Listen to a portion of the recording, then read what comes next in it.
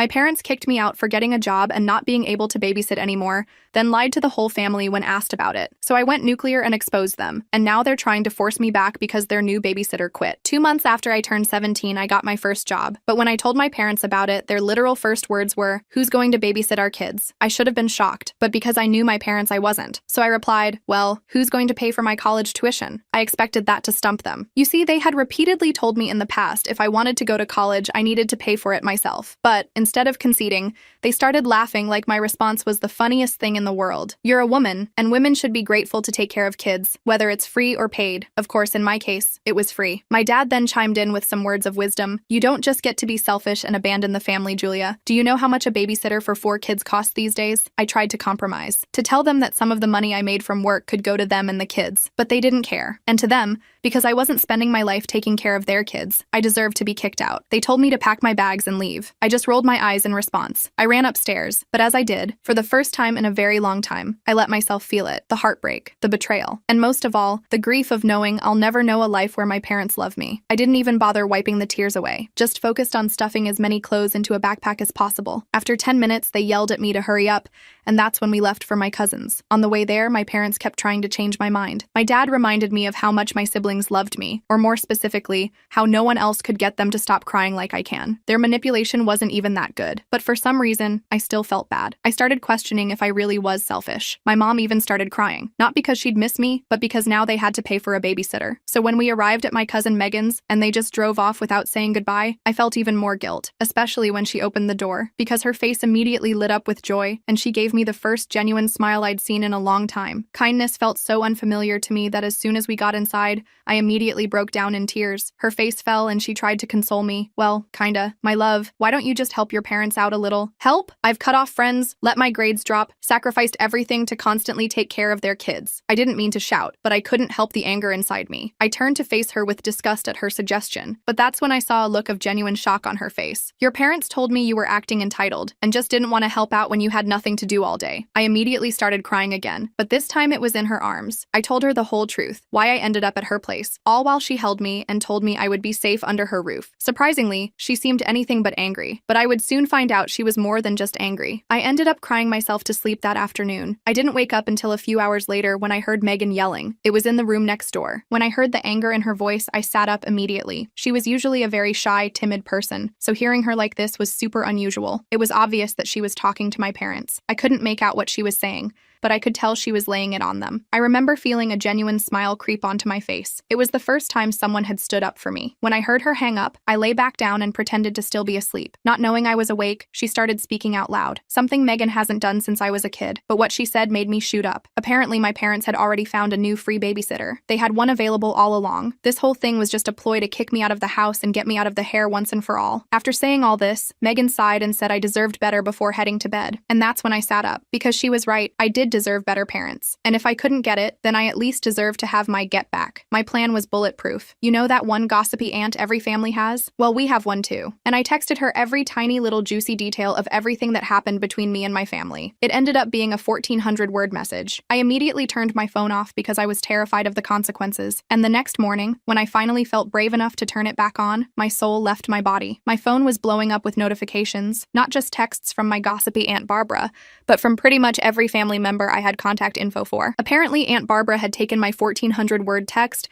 and forwarded it to everyone in the family group chat without a moment's hesitation. I scrolled through the messages with my heart pounding in my chest. There were dozens of them. Some people were defending my parents, saying I was just a dramatic teenager, but a surprising number were actually on my side. My Uncle Joseph wrote a whole paragraph about how disgusted he was with his sister, my mom, for treating me like a live-in nanny instead of a daughter. My grandma Elizabeth sent a message saying she was heartbroken and that she raised her children better than this. Megan came into the guest room where I was staying and sat down next to me on the bed. She had her phone in her hand too. Megan snorted. "Are you kidding? Barbara lives for this kind of drama, but honestly, maybe it's good that everyone knows what's been going on." I wasn't so sure about that. On one hand, it felt good to finally have people believe me. On the other hand, I knew my parents were going to be furious, and I still had to figure out what I was going to do now. I had a job, but no place to live long term. I was still in high school, and despite everything, I missed my little siblings terribly. My phone rang. It was my dad calling. I looked at Megan, panic rising in my chest and my hands starting to shake slightly, but I knew I had to face them eventually. I took a deep breath and hit the accept button. I answered the call, bracing for the inevitable explosion. I wasn't disappointed. "What the hell do you think you're doing?" My dad's voice was so loud I had to pull the phone away from my ear. Megan could hear it too, and her eyes widened. I didn't even get a chance to respond before he continued his rant. He told me I was dead to him, that I'd humiliated them in front of the entire family, and that I could forget about ever coming home. The whole time I just sat there taking it, my eyes filling with tears again. When he finally ran out of steam, I managed to squeak out, "I didn't mean for Aunt Barbara to tell everyone." It was a weak response, but it was all I could come up with. "You stupid, ungrateful," he started again, but then I heard my mom in the background. She snatched the phone from him. Her voice was ice cold when she spoke. "Julia, you've made your choice. Don't expect any support from us moving forward. Not for college, not for your phone bill, nothing." I felt my stomach drop. I hadn't even thought about all those practical things. My phone was still on their family plan. I had been counting on them at least helping with college. "What about my stuff?" I asked, my voice small. "You took what you needed," my mom replied. "Anything else we'll donate if you don't arrange to pick it up by the weekend." The call ended abruptly. I sat there staring at my phone, feeling completely overwhelmed. Megan put her arm around me and gave me a squeeze. "Well, that sounded pleasant," she said, trying to lighten the mood. "Don't worry about your stuff. We'll go get it tomorrow while they're at work." I nodded, still in shock. My parents had basically just disowned me over a part-time job at a coffee shop. What kind of parents did that? The next day, Megan called in sick to work, and we drove over to my parents' house. I still had my key, so we could get in without any problems. The house was quiet. My parents were at work, and my siblings were at school and daycare. It felt weird being back so soon, like I was breaking in instead of coming home. I quickly went to my room and started gathering things I hadn't been able to fit in my backpack the first time. My favorite books, more clothes, my laptop, and some photos of my siblings that I kept on my desk. While I was packing, Megan was in my parents' home office. I didn't know what she was doing, but I was focused on getting my stuff and getting out before anyone came home unexpectedly. When we left, Megan had a folder tucked under her arm. I asked her what it was, and she just shrugged and said she'd tell me later. We loaded my stuff into her car and drove back to her apartment. Back at her place, Megan finally showed me what she'd taken. It was a folder with my birth certificate, social security card,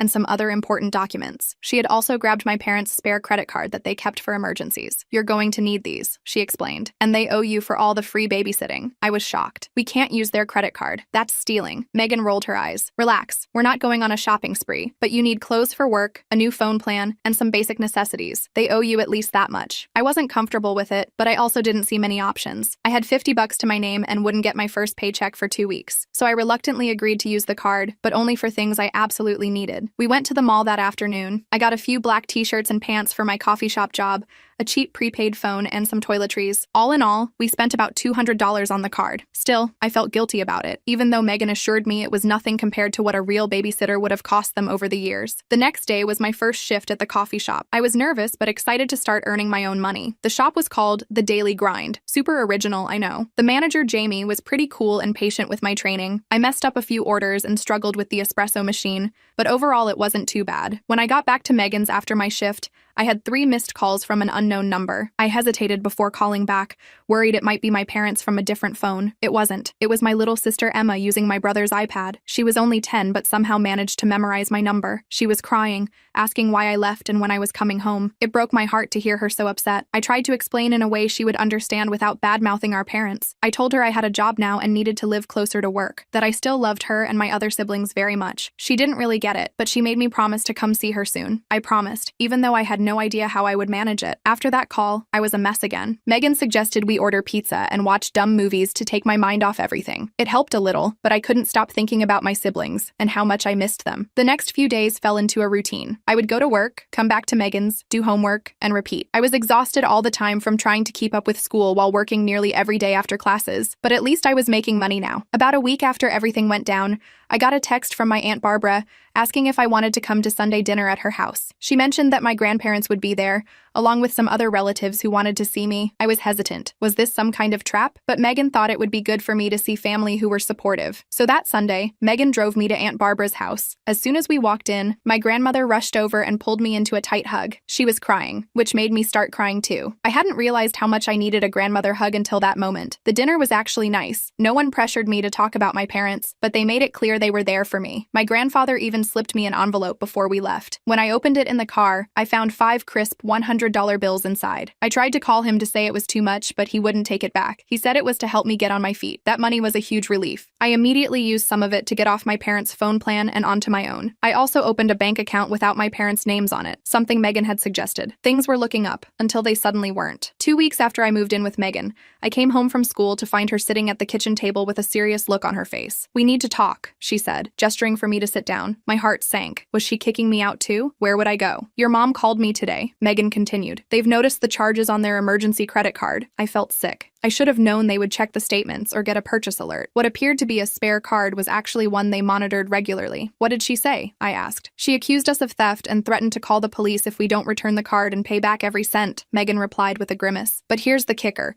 She also wants you to come home." I was shocked. "What? Why would they want me back after everything that happened?" Megan's expression turned grim. "Because their new babysitter quit after just 1 week. Apparently 4 kids under 10 is too much for most people. Who knew?" I laughed bitterly. Of course that was the reason. They didn't miss me. They missed their free childcare. "I'm not going back," I said firmly. "I can pay them back for the card from my paychecks, but I'm not going back to being their slave." Megan nodded, looking relieved. "That's what I told them. But they're pretty upset about the money. Your mom mentioned something about small claims court." I felt a flash of panic. Could they really take us to court? Would we get in trouble? I still had most of the $500 from my grandfather, so I could pay them back right away, but the whole thing left me feeling anxious and angry. The next day at school was awful. I couldn't concentrate on anything. I kept imagining police showing up to arrest me for credit card fraud or something. By lunchtime, I was a nervous wreck. My friend Casey noticed something was wrong and dragged me outside to the courtyard to talk. I ended up telling her everything. She was horrified by what my parents had done. "That's actual child neglect," she said. "They can't just throw you out because you got a job. You're still a minor." I hadn't really thought about it that way. I was so used to being treated like an adult at home that I forgot I was still legally a child. Casey's mom was a lawyer, and she suggested I talk to her about my options. I was hesitant. I didn't want to drag more people into my family drama, but Casey insisted, and after school she took me to her house. Mrs. Thompson, Casey's mom, listened to my whole story without interrupting. When I finished, she had a lot of questions about specifics, dates, exactly what was said, who else knew about the situation. I answered as best I could. "Julia, what your parents did is not okay," she said finally. "They're legally obligated to provide for you until you're 18. They can't just kick you out because you won't babysit." She explained that I had options. I could file for emancipation, which would legally make me an adult before turning 18, or we could report my parents to Child Protective Services,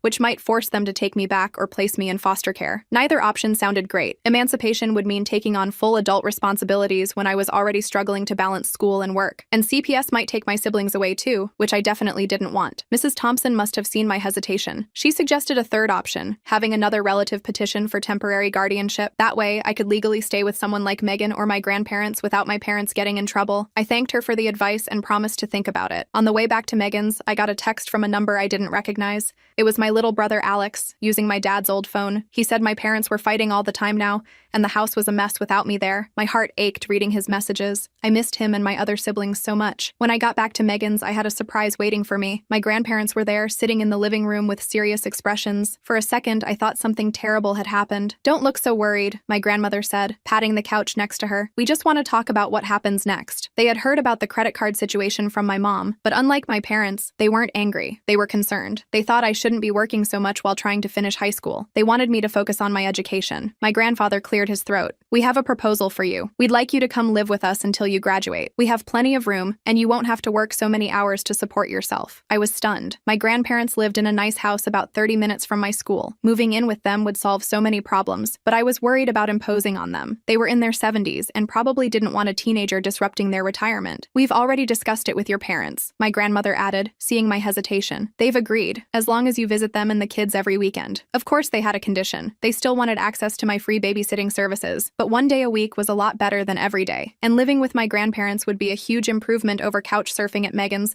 as much as I appreciated her taking me in. So I agreed. That weekend, I moved my stuff to my grandparents' house. They had converted their home office into a bedroom for me. It was small but cozy, with a twin bed, a desk, and a bookshelf. My grandmother had even bought new bedding and curtains to make it feel like my own space. The first night there, I slept better than I had in weeks. There was something calming about being in their house, away from the chaos of my parents' home, but still with family who cared about me. The next morning was Saturday, which meant I had to face my first visitation with my parents and siblings. My grandmother drove me over, promising to pick me up at 6 p.m. sharp. I was was nervous the entire ride over. When we pulled up to my parents' house, my siblings came running out the front door. Emma launched herself into my arms, and the younger ones crowded around me, all talking at once. I hugged them tightly, realizing how much I had missed their little faces. My parents were standing in the doorway, watching. My mom's expression was unreadable, but my dad looked annoyed, probably because he had to deal with the kids all morning until I arrived. Once my grandmother left, I spent the day playing with my siblings, helping them with homework, and catching up on their lives. It was almost like old times, except for the tension whenever my parents were in the room. My mom eventually cornered me in the kitchen while I was making lunch for the kids. "So, you're too good to live here anymore, but you'll take handouts from your grandparents?" she said with a sneer. I tried to stay calm. "I'm just trying to finish high school without being homeless," I replied, focusing on making sandwiches rather than looking at her. "You were never going to be homeless," she scoffed. "You're so dramatic." I bit my tongue to keep from pointing out that they were the ones who kicked me out. Instead, I just carried the plates of food to the dining room for my siblings. The rest of the day was awkward but manageable. My dad mostly ignored me, which was fine by me. At 6 p.m. exactly, my grandmother's car pulled up outside. I hugged my siblings goodbye, promising to return next weekend. As I was walking out the door, my mom called after me. "Don't forget to bring your babysitting money next time." I turned, confused. "What babysitting money?" She rolled her eyes. "The $500 you owe us for stealing our credit card." I was about to argue but decided it wasn't worth it. I just nodded and left. In the car, I told my grandmother what happened. She looked angry but didn't say anything until we were halfway home. "Your mother always did have a selective memory," she finally said. "She seems to have forgotten all the money they saved using you as a nanny for 5 years." I was surprised. My grandmother had never criticized my parents in front of me before. It felt good to have someone else see the unfairness of the situation. Life at my grandparents' house quickly fell into a new routine. I went to school, worked fewer shifts at the coffee shop, and spent more time on homework. My grades started improving almost immediately. On weekends, I visited my siblings as agreed,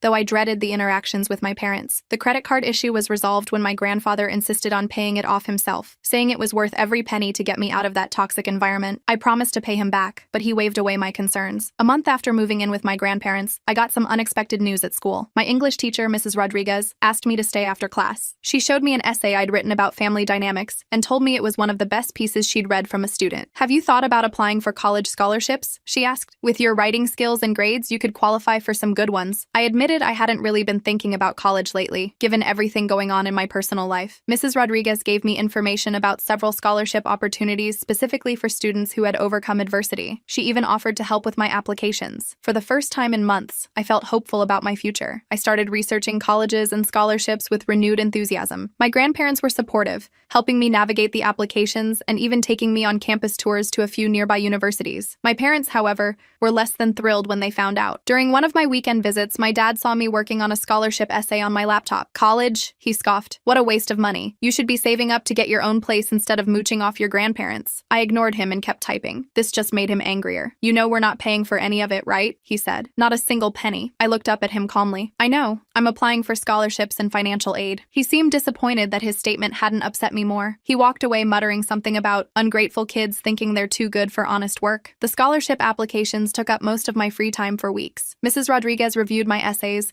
and my grandparents helped me gather all the required documents. By the spring, I had submitted applications to 6 different colleges and over a dozen scholarship programs. The first acceptance letter came on a Tuesday in April. I got into State University with a partial scholarship. I was thrilled, but it still wasn't enough to cover all the costs. I kept hoping for better news from the other schools. That same week, something unexpected happened during my weekend visit to my parents' house. My mom actually asked me how the college applications were going. It was the first time she'd shown any interest in my future plans. I told her about the acceptance from State, trying not to sound too excited since I knew she didn't approve. To my surprise, she didn't make any snide comments. Instead, she nodded and said, "Your Aunt Barbara went there. She liked it." It wasn't much, but it was the closest thing to support I'd gotten from either of my parents in months. I decided to take it as a positive sign. The next big news came 2 weeks later. I received an email notification that changed everything. One of the National Merit Scholarships I'd applied for had selected me as a finalist. If I won, it would cover full tuition at any public university in the state for 4 years. I was ecstatic. My grandparents took me out to dinner to celebrate making it to the finals. Even Megan drove over to join us. The finalist interview was scheduled for the following week. I spent days preparing for that interview. My grandmother helped me pick out a professional outfit, a navy blue blazer and skirt that made me look older than 17. My grandfather drilled me with practice questions until I could answer confidently about my goals and aspirations. The day of the interview, I was a nervous wreck. The scholarship committee consisted of 5 people, all with impressive academic credentials. They asked about my essay, my experiences, and my plans for the future. I talked about wanting to to become a child psychologist, inspired partly by my own experiences with family dynamics. I left the interview feeling like I'd done my best, but I had no idea if it was good enough. The results wouldn't be announced for another 2 weeks. Those 2 weeks were the longest of my life. I checked my email obsessively,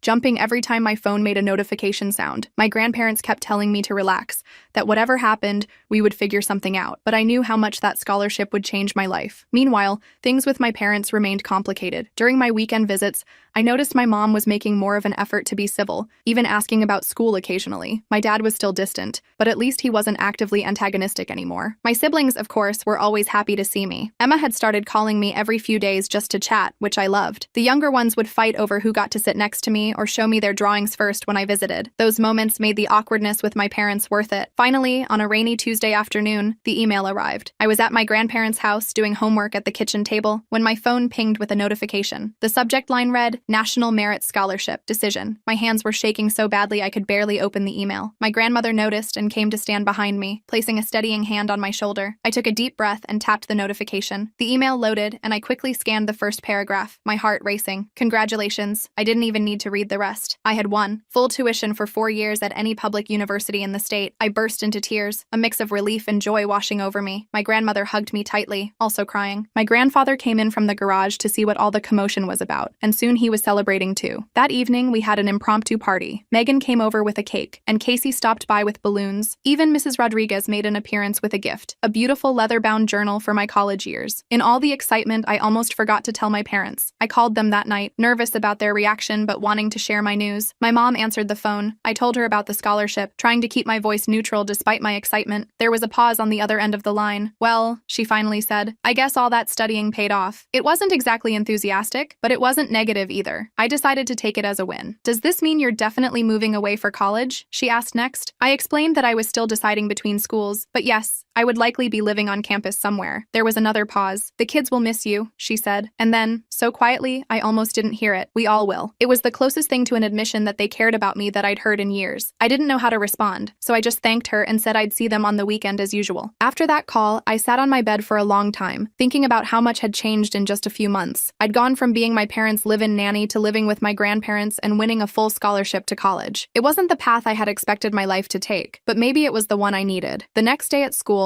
I found myself smiling for no reason throughout the day. The future that had seemed so bleak just months ago now looked bright and full of possibilities. I had people who believed in me and supported my dreams, and I was starting to realize that maybe, just maybe, I deserved that support all along. As April turned to May, things kept looking up. I spent most of my time at my grandparents' place, which honestly felt more like home than my parents' house ever did. I still went over every weekend to see my siblings, but those visits got less awkward as time passed. My mom actually started making small talk with me, and my dad at least stopped glaring at me from across the room. One Saturday in mid-May, something weird happened. I was playing with my youngest brother in the living room when my mom came in and just stood there watching us. After a few minutes, she cleared her throat. Julia, can we talk in the kitchen for a minute? My stomach immediately knotted up. Every time my parents wanted to talk, it ended with me feeling like crap. But I nodded and followed her. In the kitchen, she busied herself making coffee, not looking at me. I just stood there awkwardly, waiting for whatever bomb she was about to drop. Your father and I have been talking, she finally said, about your graduation next month. Oh right, graduation. With everything else going on, I'd barely thought about it. But now that she mentioned it, I realized I had no idea who would come to the ceremony. Would my parents even show up? Would it be super awkward having them and my grandparents in the same place? We want to host a small party for you, she continued, here at the house. After the ceremony, I must have looked completely shocked because she actually laughed a little. Don't look so surprised. You're still our daughter. I didn't know what to say. For months, they'd treated me like I was nothing but free labor, and now they wanted to throw me a graduation party? It didn't make sense. Why? I blurted out before I could stop myself. My mom's face fell a little. She put down her coffee cup and finally looked directly at me. Because we're proud of you, she said quietly. The scholarship, college. You've done well, Julia. I just stared at her. Who was this woman and what had she done with my mother? I wanted to ask if she was feeling okay, or if she'd been abducted by aliens. Before I could respond, my dad walked in. He nodded at me awkwardly, then grabbed a beer from the fridge. Your mom tell you about the party? He asked. I nodded, still too confused to form words. Good, he said. We were thinking just family. Your grandparents, Megan, a few aunts and uncles. They were including my grandparents, and Megan, the people who had basically rescued me from them. This was getting weirder by the minute. That sounds nice, I managed to say. Thank you. My dad nodded again and left the kitchen. My mom went back to fussing with coffee cups. I escaped back to the living room as soon as I could, my head spinning. That night at my grandparents' house, I told them about the party offer. My grandmother got a weird look on her face. Your Aunt Barbara went to visit them last last week, she said. Had a long talk with your mother, apparently. That explained some things. Aunt Barbara was my mom's older sister and pretty much the only person my mom would actually listen to. If Barbara had called her out on her treatment of me,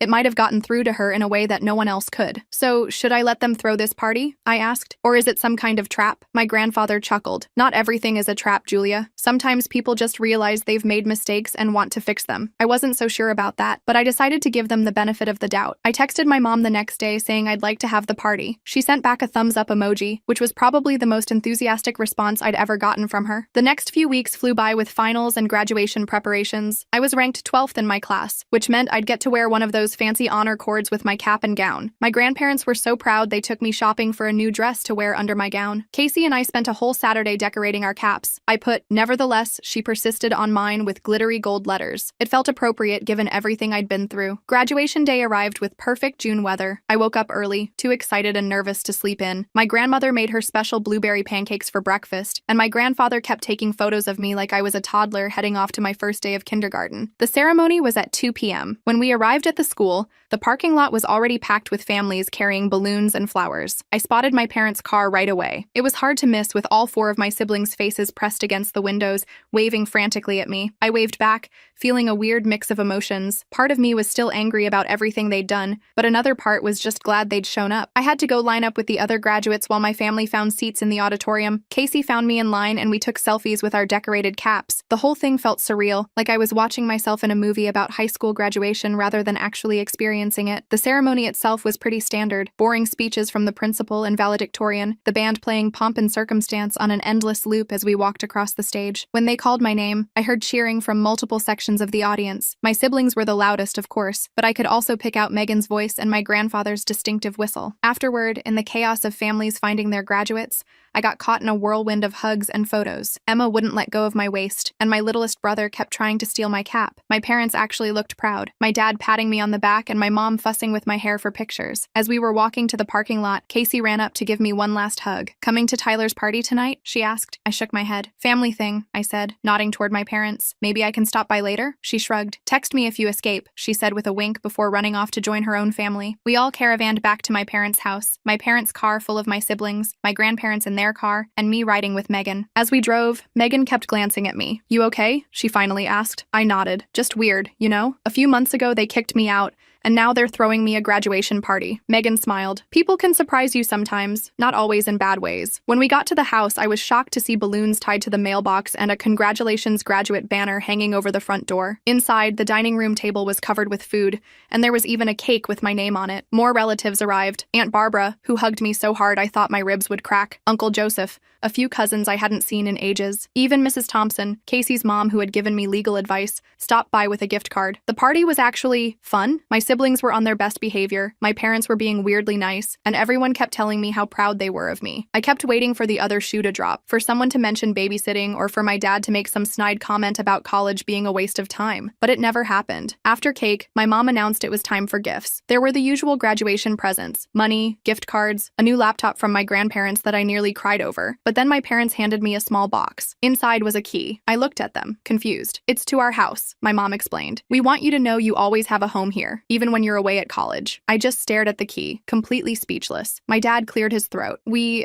didn't handle things well," he said awkwardly, "when you got that job. We were wrong to kick you out." Was this really happening? Was my dad actually admitting they were wrong? I looked around to see if anyone else was as shocked as I was, but everyone was just smiling like this was totally normal. "Your Aunt Barbara reminded us that parents are supposed to support their children, not the other way around," my mom added. "We took advantage of you, Julia, and we're sorry." I couldn't believe what I was hearing. An actual apology from my parents? I half expected the ceiling to cave in or for aliens to suddenly invade. "We're also sorry about the babysitting," my dad said. "We've hired a real babysitter now, for when you're not here." I looked at my grandparents, who were beaming with pride. My grandmother gave me an encouraging nod. "Thank you," I finally managed to say. "That means a lot." The rest of the party passed in a blur. By the time everyone left, it was almost 9 p.m. I texted Casey that I wouldn't make it to Tyler's party after all. I was too emotionally drained to handle a high school rager. My grandparents were the last to leave. As they were heading out, my grandmother pulled me aside. "Your parents parents called us last week, she said quietly. They wanted to know if we'd help them with your college expenses, whatever the scholarship doesn't cover. I was stunned all over again. They did? She nodded. People can change, Julia. Sometimes they just need a wake-up call. After everyone left, I found myself alone in the kitchen with my parents. There was an awkward silence as we all avoided eye contact. So, my mom finally said, "You're all set for State University in August?" I nodded. "Yeah, orientation is in July. I got assigned to Thompson Hall. That's on the north side of campus, right?" My dad asked. "Near the library?" I was surprised he knew that. "Yeah, it is. How did you know?" He shrugged. "I looked it up. Wanted to know where you'd be living." We fell into another silence, but it felt less awkward this time. More like we were all just adjusting to this new normal. "You know," my mom said hesitantly, "if you wanted to move back home for the summer, there's room." I thought about it for a moment. Part of me wanted to say no immediately, but another part recognized that they were trying, in their own awkward way, to make amends. "I'll think about it," I said. I promised Grandma I'd help her with her garden this summer, but maybe I could split my time. They both nodded, seeming satisfied with that answer. My dad checked his watch. "It's getting late. Do you want us to drive you back to your grandparents?" I shook my head. "Megan's coming back to get me in a few minutes." As if on cue, my phone buzzed with a text from Megan saying she was on her way. I started gathering my graduation gifts. "Leave some of it here if you want," my mom suggested, "for when you visit." When Megan's car pulled up outside, my parents walked me to the door. My mom surprised me with a hug, and my dad awkwardly patted my shoulder. "Congratulations again," my mom said. "We really are proud of you." As Megan drove me back to my grandparents' house,